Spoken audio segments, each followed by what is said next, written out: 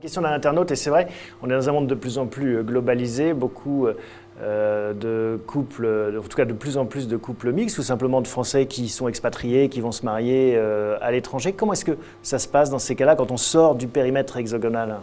Alors c'est très compliqué, donc je vous laisse expliquer. Courage, Fillon. Alors, il faut prendre les dispositions. C'est-à-dire que quand on sait qu'on a un élément d'extranéité, une nationalité, une résidence qui va être étrangère, il faut prendre le problème à bras-le-corps. Se poser la question de savoir sous quel régime on veut être soumis et sous quelle loi on veut être soumise.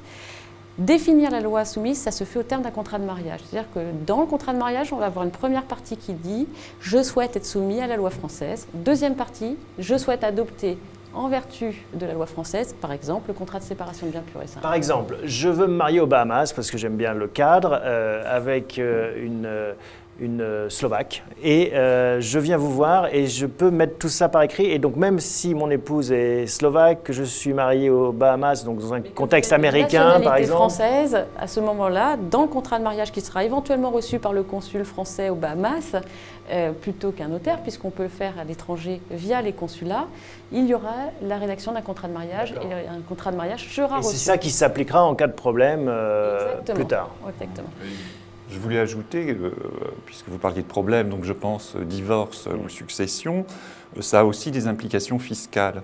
Le fait de vous expatrier, il faudra voir s'il existe des conventions fiscales entre la France et le pays de résidence et regarder quelles sont les règles applicables en matière de répartition de la masse taxable. Parce qu'il peut y avoir des phénomènes de double imposition, il peut y avoir des phénomènes d'imputation des impôts payés dans un État sur l'impôt à payer dans l'autre ou des principes de taxation exclusive d'un État à un autre.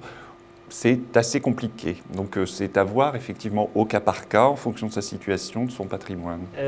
Pour rester sur les problématiques étrangères, quelqu'un nous demande donc s'il y a des conséquences quand une partie des actifs sont en France mais que le mariage a lieu aux États-Unis. Comment ça se passe dans ces cas-là? C'est la loi américaine. Si on n'a pas prévu ce que vous nous expliquiez, c'est la loi américaine, la loi du pays où on se marie ou iranienne si c'est en Iran qui s'applique? Alors, il ne faut pas confondre loi civile et loi fiscale. La loi civile et la loi fiscale sont vraiment distinctes. Donc il peut y avoir ce qu'on appelle la dissociation de la loi au regard de la succession, c'est-à-dire qu'il y aura la loi américaine sur les biens immobiliers américains avec une fiscalité américaine et une déclaration en France qui sera sur tout. Donc, c'est une situation qui dépend de la situation fiscale aussi de chaque pays. Ce sont les conventions fiscales bilatérales entre la France et le pays concerné qui va régler cette problématique-là. Et il faut y être extrêmement vigilant, sachant que ces conventions fiscales sont renégociées dans le temps. Donc ce n'est pas parce qu'on la connaît à un instant T qu'elle sera applicable au jour de son décès. Qui plus est, il faut savoir qu'en matière de succession et de donation, le nombre de conventions fiscales signées par la France sont assez peu nombreuses. Il y a plus de 150, je crois, conventions en matière d'impôt sur le revenu. En matière de droit de succession et de donation, je pense qu'on n'atteint pas les 30 conventions. Ça doit plutôt même être de l'ordre de 20 conventions. Donc vous pouvez vous trouver en fait dans des pays dans lesquels vous n'avez pas de convention fiscale. Et comme je le disais tout à l'heure, là vous avez un phénomène de double imposition.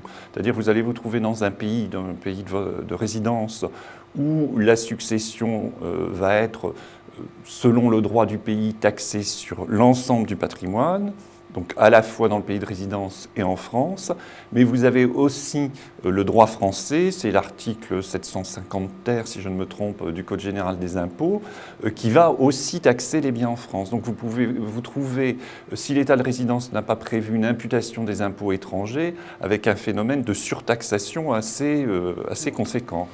Muriel, est-ce qu'il y a des différences notoires entre pays européens, par exemple, sur ces questions? Ouais. Chaque pays a ses régimes matrimoniaux, donc on a un régime légal qui n'est pas forcément le même suivant le pays dans lequel on va se marier sans contrat. Et est-ce qu'un Français peut décider tout d'un coup d'adopter un régime hollandais si ça lui fait plaisir? S'il a un élément d'extranéité qui lui permet en Hollande d'adopter ce régime, oui.